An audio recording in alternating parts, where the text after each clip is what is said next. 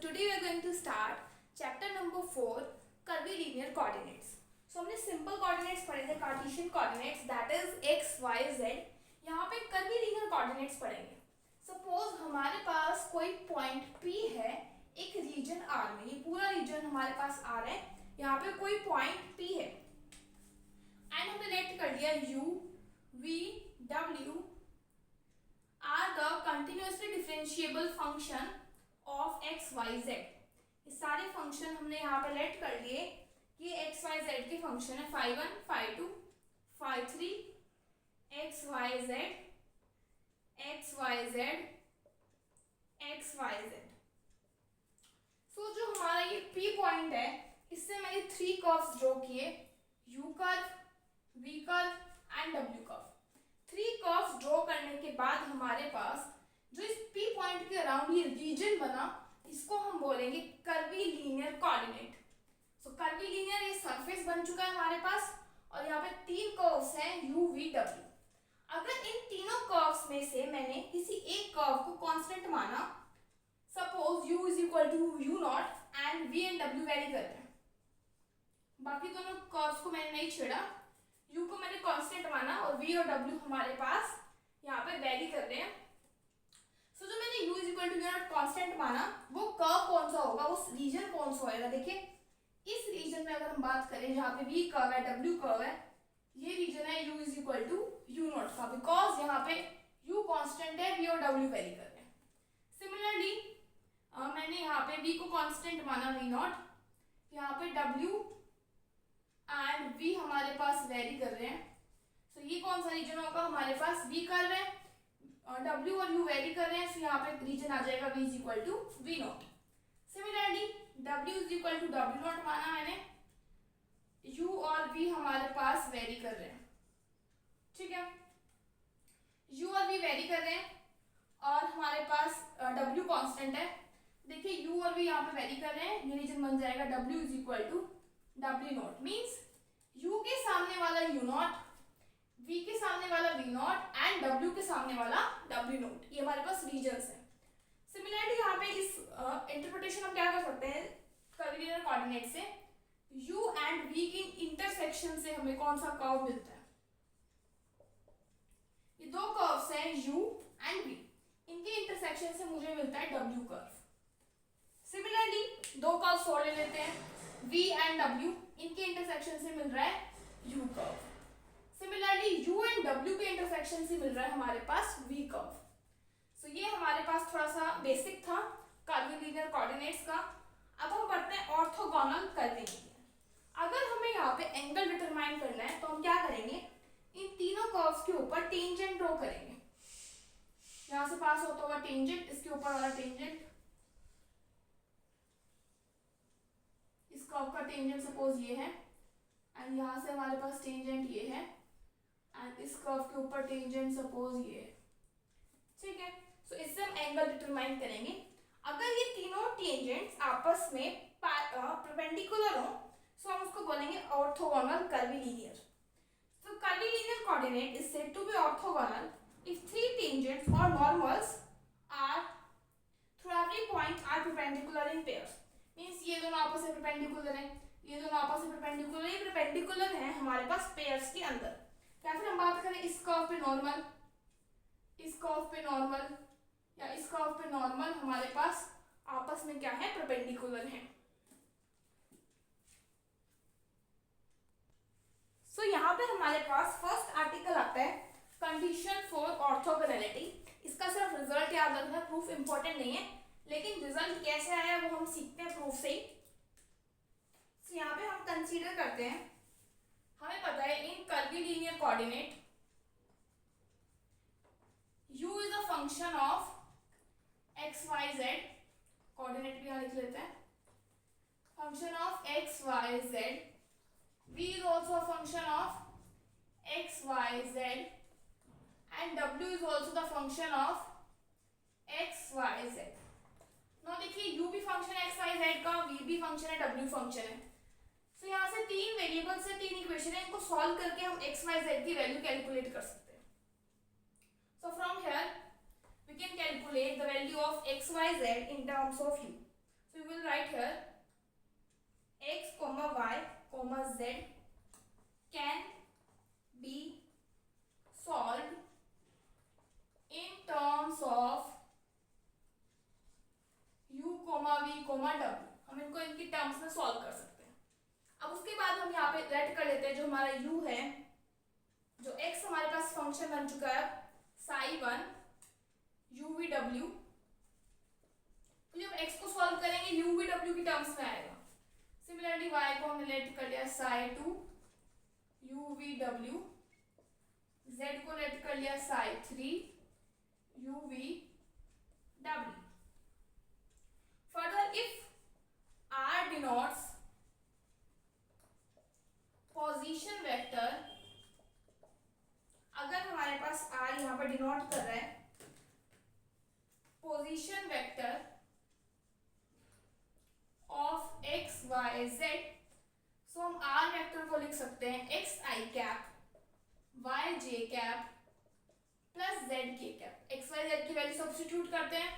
psi1 uvw I cap, psi2 uvw j cap, psi3 uvw k cap. So यहाँ पे हमने r position vector को express कर लिया. क्योंकि ये फंक्शन uvw का यार कंप्लीट, तो हमने राइट कर लिया ये f वेक्टर है और ये फंक्शन है uvw का. ठीक है. अब हमने यहाँ पे क्या किया, v को v0 पुट कर दिया कांस्टेंट क्वांटिटी एंड w को w0 पुट कर दिया. सिर्फ हमारे पास u वेरी करेगा. u वेरी करेगा मींस अगर आप यहाँ ध्यान से देखें सो हम r को r वेक्टर को लिख सकते हैं फंक्शन ऑफ u वेरी कर रहे हैं, so u as it is, v को साइन कर दी v0 कांस्टेंट, w को साइन कर दी w0 constant value. So r हमारे पास ये आ चुका है. उसके बाद हम लिखेंगे tangent to this coordinate curve is parallel to curl r by curl u. देखिए अब हमारे पास बन चुकी है यहाँ पे u कर्व, क्योंकि v एंड w जो है कांस्टेंट क्वांटिटीज है. सिर्फ हमारे पास ये u कर्व आ रही है यहाँ से. ठीक है. अब u कर्व पे जो टेंजेंट होएगा हमारे पास, tangent to this coordinate, tangent कैसे कैलकुलेट करते हैं, डेरिवेटिव ऑफ दैट फंक्शन. से यहाँ पे हमने क्या किया, टेंजेंट अगर हम बात करें u कर्व के ऊपर सो पैरेलल होएगी dr by du के, मतलब उसके डायरेक्शन को साइंस तो मैच करेंगे हमारे पास. Similarly we can write tangent to the coordinate curve, यहाँ पे u कर्व लिख लो, v कर्व के लिए आ जाएगा curl r by curl v. Similarly tangent to the coordinate curve w is curl r by curl w. For orthogonality हमारे पास condition क्या होगी, कोई भी दो पेयर्स ले लो आपस में, टेंजेंट हमने पढ़ा था, कोई भी दो पेयर्स आपस में परपेंडिकुलर रहेंगे ऑर्थोगोनैलिटी कंडीशन के लिए. So curl r by curl u and curl r by curl v is equal to 0. कोई और दो पेयर्स ले सकते हो आप, curl r by curl w, curl r by curl v is equal to 0. So ये बेसिक कंडीशन आपको याद रखनी है ऑर्थोगोनैलिटी के लिए कि ये पेयर में हमारे पास क्या होंगे, परपेंडिकुलर होंगे. Next we have unit vectors in orthogonal curvilinear coordinates. जैसे कार्टेशियन में हमारे पास यूनिट वेक्टर्स होते थे i j k. अब हमने कोऑर्डिनेट ही चेंज कर दिया, कर्वीलिनियर कोऑर्डिनेट कर दिया, तो इसकी भी तो कुछ यूनिट वेक्टर होते होंगे, वो हम समझते हैं. Let e1 cap, e2 cap, e3 cap be unit vectors of u, v, w curve. हमने ये मान लिया यूनिट वेक्टर्स. अब हमें पता है curl r by curl u is tangent to u curve. ये टेंजेंट अभी हमने पढ़ा है कि u कर्व के टेंजेंट होता है, या फिर आप कह सकते हो टेंजेंट के पैरेलल होता है. सो अगर हम बात करें e1 कैप की वैल्यू होती है curl r by curl u upon mod of curl r by curl. Formula आपको ध्यान रखना है ये वेक्टर के लिए. e2 वेक्टर की वैल्यू होती है curl r by curl v upon mod of curl r by curl v. e3 cap की वैल्यू होती है curl r by curl w upon mod of curl r by curl w. सो हमारे पास E1 E2 E3 unit vectors है हमारे पास tangent के। तो देखिए हमारे पास 3 कर्व्स है पॉइंट U से U V W। अब हम यहाँ पे क्या बनाते हैं, टेंजेंट बनाते हैं E1 cap E2 cap E3 cap.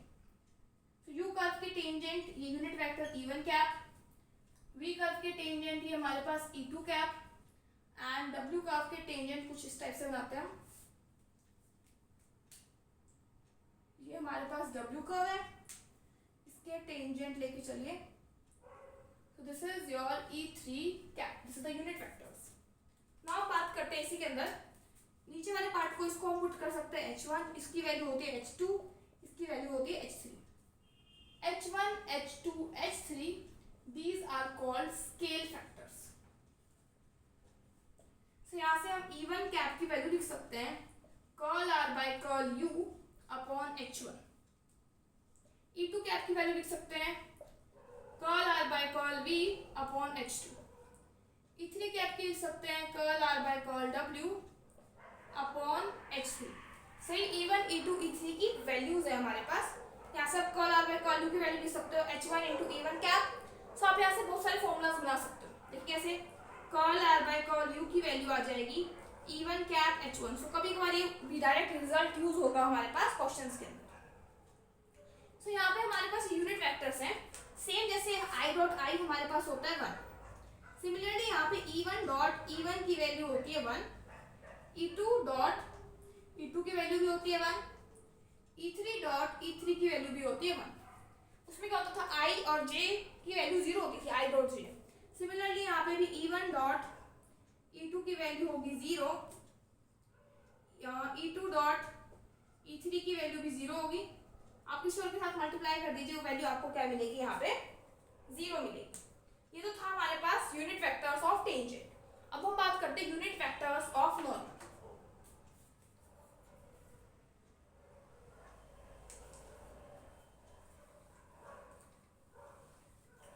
तो देखिए अगर हम नॉर्मल में बात करें, हमने लेट कर लिया E1 vector, E2 vector and E3 vector, they are unit normals to the curve UVW।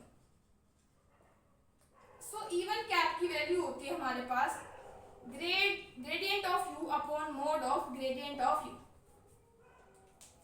E2 cap की वैल्यू होती है gradient of V upon mod of gradient of V। E3 cap की वैल्यू होती है gradient of W by mod of gradient of W। से यहाँ पे हम इनको ड्रॉ करते हैं, दीज आर नॉर्मल्स। तो देखिए हमारे पास ये फर्स्ट नॉर्मल हमने बना लिया यहाँ पे E1 कैप, ये नॉर्मल है हमारे पास U कर्व के। यहाँ पे हमने बना लिया इस टाइप से, यहाँ बना लेते हैं E2 कैप एंड ये वाला बना लिया हमने E3 कैप। सो ये हमारे पास बेसिक फॉर्मूलाज आपको ध्यान रखने हैं। E1 कैप की वैल्यू क्या होती है, कैपिटल E1 कैप की वैल्यू क्या होती है। सो सभी फॉर्मूलाज को साथ लेके चलना है नेक्स्ट आर्टिकल्स के अंदर।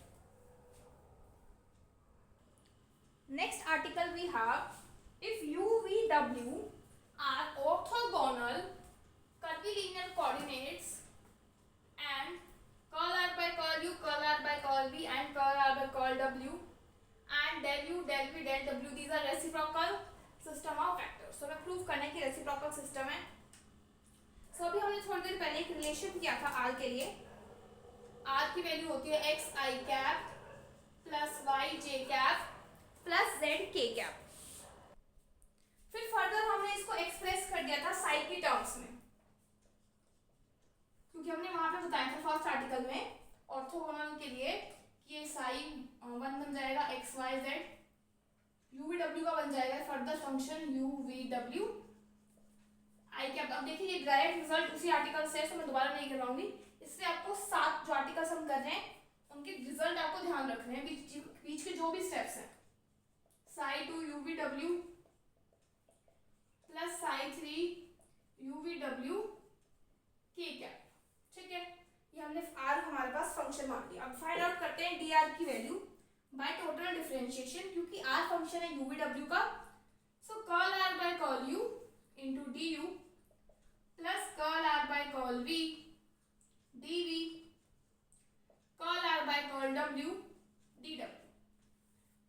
हमने dr को यहाँ पे एक्सप्रेस कर लिया in terms of u v w। अब हम यहाँ से फाइंड आउट करते हैं del psi del u dot D R.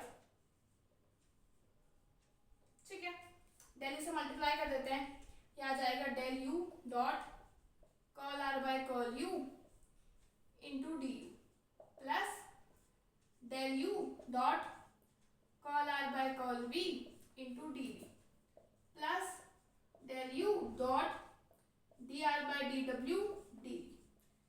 अब हमने चैप्टर नंबर 3 में एक रिजल्ट किया था कि del five dot D r की वैल्यू हमने प्रूफ की थी डी फाइव। अगर आपको नहीं ध्यान आप चेक कर सकते हैं, अदरवाइज अभी रिजल्ट याद रख लीजिए।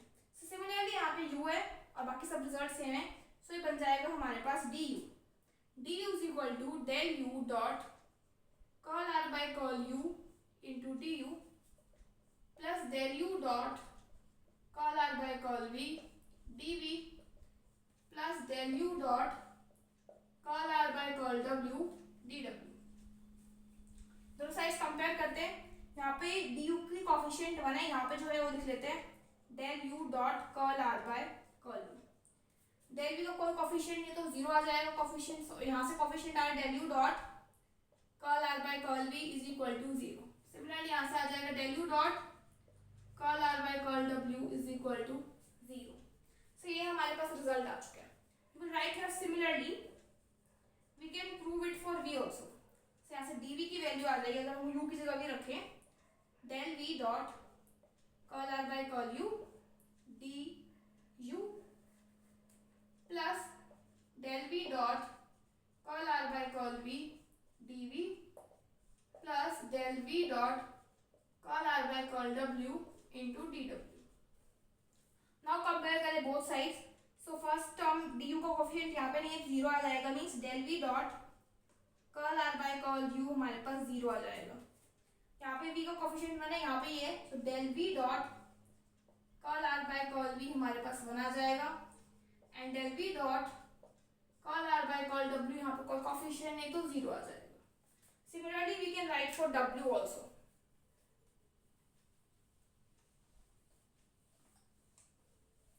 You write here similarly for w। अगर हम रिजल्ट लिखे del w dot curl are by curl u 0 आ जाएगा। देखिए अगर यहाँ u है तो यहाँ u उसका 1 बन रहा है, यहाँ भी तो 1 बन रहा है। इस अगर यहाँ w होगा और नीचे भी w होगा तो ही रिजल्ट 1 बनेगा। अदरवाइज एक और टर्म यहाँ पे आएगी हमारे पास del w dot curl are by curl v is equal to 0।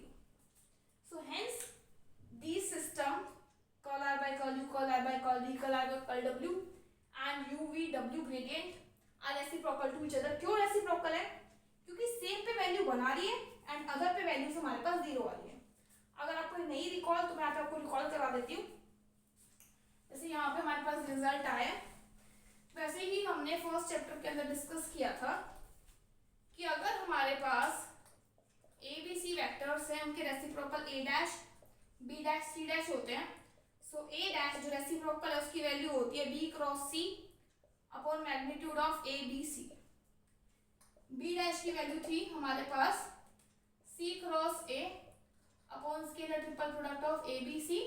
Similarly c dash की भी थी हमें चाहिए। फिर हमने एक रिजल्ट फाइंड आउट किया था वहां पे लास्ट एक्सरसाइज में कि a dot a dash means a और उसका रेसिप्रोकल की वैल्यू बनाएगी, लेकिन अगर हम a को किसी और के रेसिप्रोकल के साथ मल्टीप्लाई कर दें या फिर हम यहाँ पे कह सकते हैं इन सभी की वैल्यू हमारे पास क्या आएगी 0। a वेक्टर डॉट b कर दे तो भी 0। सिमिलरली यहाँ पर अगर हम कंपेयर करें curl are by curl u a, curl are by curl v b है एंड दिस इज c।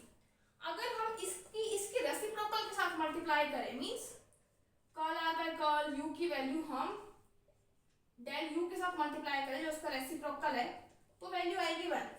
अगर हम curl are by curl u को किसी भी और टर्म से मल्टीप्लाई कर दें, सपोज डेल वी से कर दें, तो रिजल्ट आएगा 0। और इस कंडीशन में हमारे पास एबीसी वेक्टर्स के रेसिप्रोकल ये वेक्टर्स होते थे। Similarly from here we can say that इन सभी के रेसिप्रोकल हमारे पास ये वेक्टर बनेंगे। तो ये रिजल्ट से यहाँ पे हम कंपेयर कर सकते हैं। Next we have article relation between E1, E2, E3 and del u, del v, del डब्ल्यू। सो अभी हमने एक रिजल्ट पढ़ा था कि curl are by curl u, curl are by curl v W are reciprocal to del U, del V, del W. सो अगर हम यहाँ से कैलकुलेट करें हमारे पास del U मीन्स फर्स्ट ये वेक्टर कंपेयर करें, जैसे हमने इनको माना था ए बी सी, इनको माना था a dash b dash c dash. So a dash की वैल्यू क्या थी b cross c upon scalar triple product of a b c. ध्यान रखिए दोबारा ए बी सी और इनके रेसिप्रोकल है। सो यहाँ से ए डैश की वैल्यू आई थी b cross c upon scalar triple product of a b c. So यहाँ पे हम बात करें curl are by curl b, हमारे पास बी है, क्रॉस था यहाँ पे हमारे पास कर्ल आर बाय कर्ल डब्ल्यू upon scalar triple product of curl are by curl u, curl are by curl v, curl are by curl डब्ल्यू। ठीक है, अब हम यहाँ पे पुट करते हैं। देखिए हमने इवन कैप स्टार्टिंग में पढ़ा था, जो यूनिट वेक्टर था वो था curl are by curl u upon mod of curl are by curl u. नीचे वाले वैल्यू को हमने सब्स्टिट्यूट किया था h1। तो यहाँ से हमारे पास curl are by curl u की वैल्यू आ जाएगी h1 इवन कैप। सो आपको डायरेक्ट रिजल्ट याद रखना है कि curl are by curl u की वैल्यू h1 इवन कैप होती है। यहाँ पे मैंने आपको दिखा दिया, लेकिन आगे वाले आर्टिकल्स में आपको ध्यान रखना है। से आ जाएगा h1, ये तो u की वैल्यू है ना। Similarly curl are by curl भी हमारे पास था h2 e2 कैप, से आ जाएगा h2 e2 cap cross curl are by curl w था h3 e3 कैप अपॉन में मैग्नीट्यूड ऑफ फर्स्ट टर्म थी h1 e one, h1 e one cap, h2 e2 cap, h3 e3 cap. ऊपर वाली term में से हम h2 h3 कॉमन निकाल देते क्योंकि कांस्टेंट क्वांटिटी है। e2 क्रॉस e3 हमारे पास यहाँ रह जाएगा, डिवाइड में h1 h2 h3 कॉमन निकाल लेते हैं, स्केलर ट्रिपल प्रोडक्ट रह जाएगा e1 e2 e3। देखिए हम इसको रिलेट करते हैं आई जे के से, आई जे के। अगर मैं जे क्रॉस के करूं तो मुझे आई वेक्टर मिलता है। सिमिलरली अगर हम e2 क्रॉस e3 करें तो हमें मिलेगा यहाँ पे e1 वेक्टर अपॉन, अगर मैं scalar triple product find out करूं आई जे की उसकी वैल्यू होती है 1, यहाँ पे भी 1 होती है। देखिए कैसे, स्केलर ट्रिपल प्रोडक्ट मतलब e1 dot e2 cross e3, scalar triple product का मीनिंग है e2 क्रॉस e3 की वैल्यू हो जाएगी e1, अभी हमने डिस्कस किया है। तो आ जाएगा e1 डॉट e1, और अभी हमने डिस्कस किया था आर्टिकल में यूनिट वेक्टर्स के e1 डॉट e1 की वैल्यू होती है 1। सो डिनोमिनेटर हमारे पास क्या आ जाएगा 1, सिर्फ रह जाएगा h1 h2 h3, h2 h3 से कैंसिल, ये रह जाएगा e1 कैप बाय h1। सो यहाँ से हमारे पास ग्रेडियंट ऑफ u की वैल्यू आई है e1 कैप बाय h1। सो यहाँ से e1 कैप की वैल्यू आ जाएगी h1 into gradient of u। Similarly हम e2 कैप की वैल्यू लिख सकते हैं h2 इंटू e2 कैप की वैल्यू लिख सकते हैं similarly h2 into gradient of v। e3 cap की लिख सकते हैं h3 into gradient of w। तो यहाँ पे सिमिलरली बहुत चलेगा क्योंकि हम एक प्रूफ कर देंगे, बाकी को हम सिमिलरली की लगा के लिख देंगे। अब हम यहाँ से एक रिजल्ट निकाल सकते हैं, क्या e1 क्रॉस e2 वो आ जाएगा h1 del u cross h2 del. So h1 h2 common, grad u into grad v, ये रिजल्ट भी कभी कभार यूज हो जाता है हमारे पास। सिमिलरली आप कैलकुलेट कर सकते हैं e2 cross e3 and e3 cross e1, same result रहेगा हमारे पास। नेक्स्ट रिजल्ट करते हैं, to derive an expression for gradient of phi in orthogonal curvilinear coordinates. बाद में हम ग्रेडियंट फाई, डाइवर्जेंस सभी चीजें कैलकुलेट करेंगे। यहाँ पे ग्रेडियंट फाई हम कैलकुलेट करते हैं। देखिए यहाँ पे हम लेट करेंगे, हमारे पास ग्रेडियंट फाई है f1 e1 cap, f2 e2 cap, f3 e3 cap. अगर हम d फाई लिखें टोटल डिफरेंशिएशन में तो आ जाएगा curl phi by curl u into d you plus curl phi by curl v into D we plus curl phi by curl w into D डब्ल्यू। ठीक है, अगर हम यहाँ से एक चीज हमारे पास एक रिजल्ट और होता है, क्या रिजल्ट है हमारे पास डी फाई की वैल्यू होती है gradient of phi into your d r. ठीक है, ये रिजल्ट होता है हमारे पास ग्रेडियंट ऑफ फाई। अब देखिए यहाँ से हमें डी आर की वैल्यू चाहिए तो डी आर की वैल्यू भी लिख लेते हैं हम, dr की वैल्यू टोटल डिफरेंशिएशन के टर्म्स में लिखेंगे curl r by curl u du, curl r by curl v dv, क्योंकि मैंने आपको स्टार्टिंग में बताया था कि r वेक्टर को हम Sai uvw i cap Sai to uvw इस टाइप से uvw की टर्म्स में एक्सप्रेस करते हैं। तो यहाँ पे इसका टोटल डिफरेंशिएशन फाइंड आउट कर सकते हैं uvw के रिस्पेक्ट में, curl r by curl w dw। सब इन दोनों की प्रोडक्ट करनी है, गेट फाई डॉट dr से आ जाएगा f1 e1 cap, f2 e2 cap, f3 e3 cap, dot product करनी है dr के साथ, means curl r by curl u du, curl r by curl v dv, curl r by curl w dw। सही वाला terms के हम यहाँ पे मल्टीप्लाई कर लेते हैं। उससे पहले हम curl r by curl u को क्या लिख सकते हैं, h1 into e1 cap.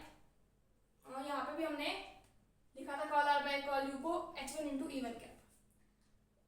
So f1 e1 cap plus f2 e2 cap, f3 e3 cap as it is, into क्योंकि यहाँ पे e1 e1 से 1 बन जाएगा, तो उसको लिख देते हैं h1 e1 cap du, h2 e2 cap dv, h3 e3 cap dw।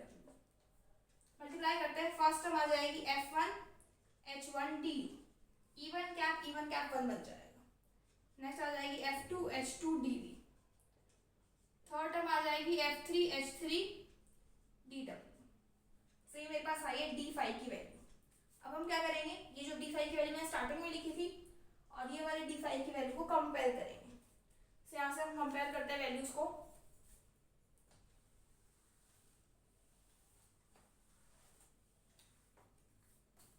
जब हम कंपेयर करेंगे यहाँ से curl phi by curl u की वैल्यू आ जाएगी f1 h1, du तो सेम ही है हमारे पास।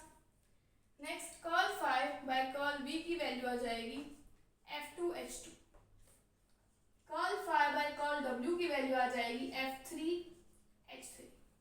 सभी वैल्यूज आने के बाद हमारे पास यहाँ से हम f1 की वैल्यू कैलकुलेट करते हैं, curl phi by curl u 1 by h1।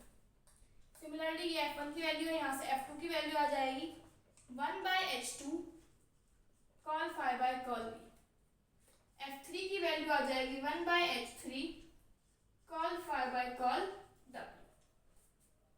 f1 f2 f3 की वैल्यूज को इस इक्वेशन में पुट करेंगे, ये आ जाएगा gradient of phi is equal to 1 by h1 curl phi by curl u e1 cap plus 1 by h2 curl phi by curl v e2 cap, 1 by h3 curl phi by curl w e3 cap.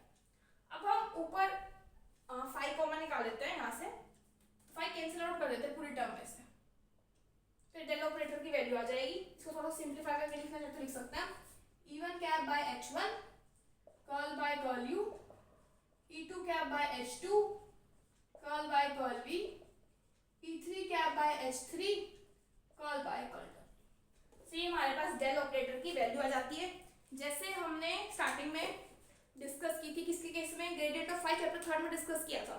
Similarly curvilinear coordinates के लिए gradient of phi की value हमारे पास ये present है। Next article हमारे पास arc length, volume element and area element, इनके रिजल्ट्स आपको ध्यान रखने हैं। तो फर्स्ट हम बात करते हैं आर्क लेंथ के लिए। आर वेक्टर हमें पता है function of you V W होता है, काफी बार हम कर चुके हैं। जो एफ होता है ये भी एक वेक्टर क्वांटिटी होती है। सो अगर हम डी आर फाइंड आउट करें, डी आर होएगा curl are by curl U D you plus curl are by curl V D V curl are by curl W D W. अब हमने D S माना, हमारे पास हमारी आर्क लेंथ है D S. D S का square का formula होगा D R dot D R. D R dot D R इसको हम लिख सकते हैं डी आर का स्क्वायर, मीन्स जो टर्म गिवन है curl are by curl U D you plus curl are by curl V D we plus curl are by curl W D W का whole square, means A plus B plus C का whole square, ये आ जाएगा A square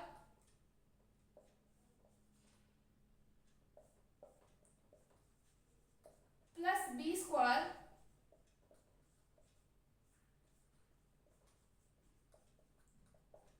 plus C square plus 2 times A B B C A C.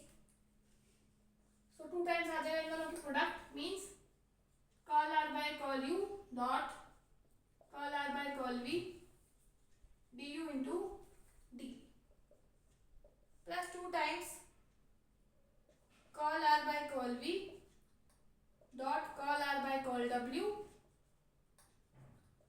Into D V D W plus 2 times first and last term ले लेते हैं यहाँ पे curl are by curl W D U D W.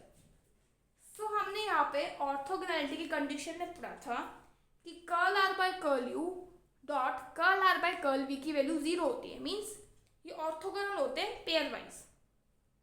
So last 3 terms हमारे पास यहाँ से बन जाएंगी 0। So we are only left with first 3 terms, that is curl are by curl u का होल स्क्वायर डी यू का square curl are by curl v का whole square D we का square curl are by curl डब्ल्यू का whole square d W का square. और हमने ये भी पढ़ा है कि curl are by curl u की वैल्यू होती है h1 इवन कैप।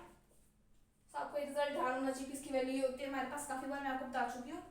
से आ जाएगा h1, अगर हम स्क्वायर करें यहीं पे देख लीजिए कर्ल आर बाय, चलो ये भी लिख लेते हैं, आ जाएगा h1 इवन कैप का स्क्वायर डी यू का स्क्वायर प्लस नेक्स्ट आ जाएगा h2 e2 कैप का स्क्वायर dv का स्क्वायर h3 e3 कैप का स्क्वायर dw का स्क्वायर। से आ जाएगा h1 square du square, e1 का स्क्वायर मतलब e1 डॉट e1, इसकी वैल्यू होती है 0। नेक्स्ट हम आ जाएगा h2 का स्क्वायर e2 डॉट e2 1 बन जाएगा, सॉरी dv का स्क्वायर h3 का स्क्वायर dw का स्क्वायर। तो ये हमारे पास ds के स्क्वायर की वैल्यू हो जाती है। अगर हम यहाँ पे स्पेसिफाई कर दें कि ds1 is for u curve where v is equal to v naught and w is equal to w naught, मतलब हमने u v और v नॉट को कांस्टेंट मान लिया। यहाँ पे आप देख सकते हो ब्रैकेट में कांस्टेंट, अगर कांस्टेंट क्वांटिटी है तो उसका डेरिवेटिव 0 बन जाएगा, इसका भी डेरिवेटिव 0 आ जाएगा। सब्स्टिट्यूट कर देते हैं वैल्यू यहाँ पे। सो यहाँ पे हमारे पास आ जाएगा, सो यहाँ से हमारे पास आ जाएगा dx का square is equal to h1 का स्क्वायर du का स्क्वायर, ये ds1 की वैल्यू है।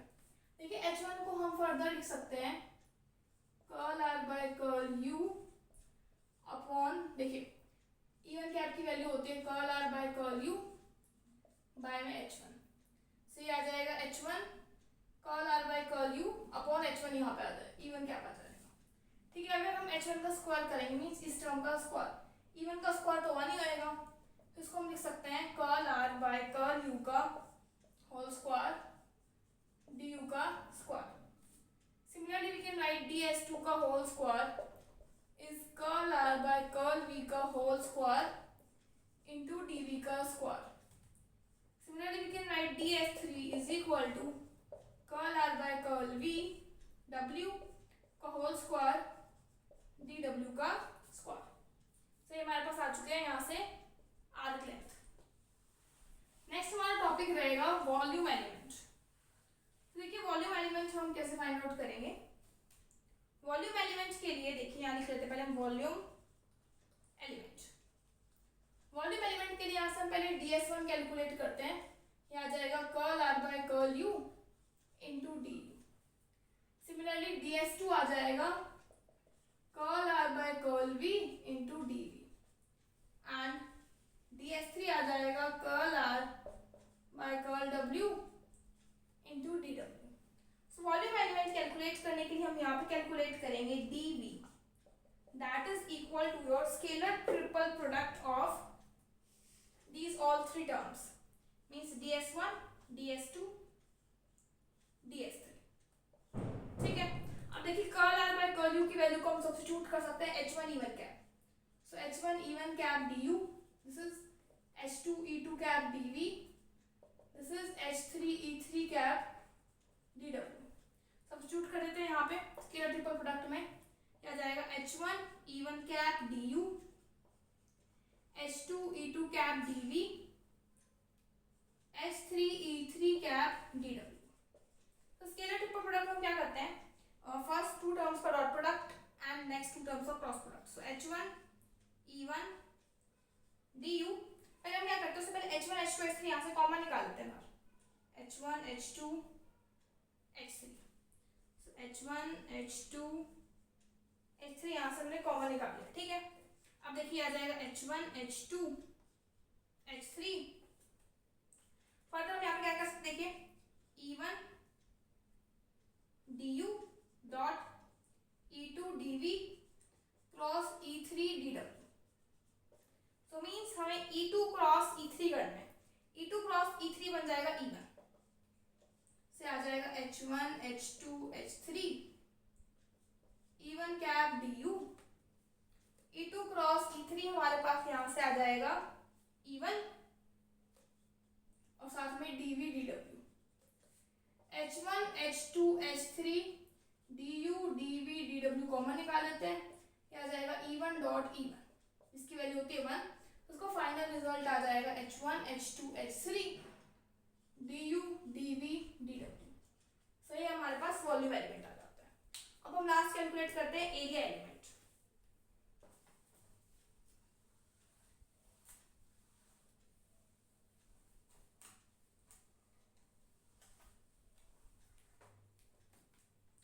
देखिए एरिया एलिमेंट के लिए हमारे पास, सपोज मैंने मान लिया dA1 एरिया है मेरे पास U कर्व का, तो इसका फॉर्मूला क्या रहेगा, हमारे पास क्रॉस प्रोडक्ट रहेगा ds2 का एंड ds3 का. अगर A1 का फाइंड आउट करना है then ds2 and ds3. So ds2 की वैल्यू अगर हम यहाँ से फाइंड आउट करें, आ जाएगा curl r by curl v dv, जिसको हम फर्दर लिख सकते हैं H2 E2 dv is equal to ds2. Similarly यहाँ पे हम लिख देंगे H3 E3 cap dw is equal to ds3. Substitute करते हैं, आ जाएगा H2 E2 cap dv H3 E3 cap dw. तो यहाँ से हमने H2 H3 dv dw बाहर निकाल लिया, सिर्फ रह गया इन दोनों की क्रॉस प्रोडक्ट है E2 cap cross E3 cap. So E2 cross E3 हमारे पास E1 होता है, से आ जाएगा H1 H2 dv dw. E2 cross E3 आ जाएगा E1 कैप और इसका हमें लेना मैग्नीट्यूड, से आ जाएगा H1 H2 dv dw. ये फॉर्मूला रहेगा हमारे पास. सिमिलरली हम dA2 एंड dA3 के लिए भी कैलकुलेट कर सकते हैं. Rest of the articles of this chapter will discuss in the next video.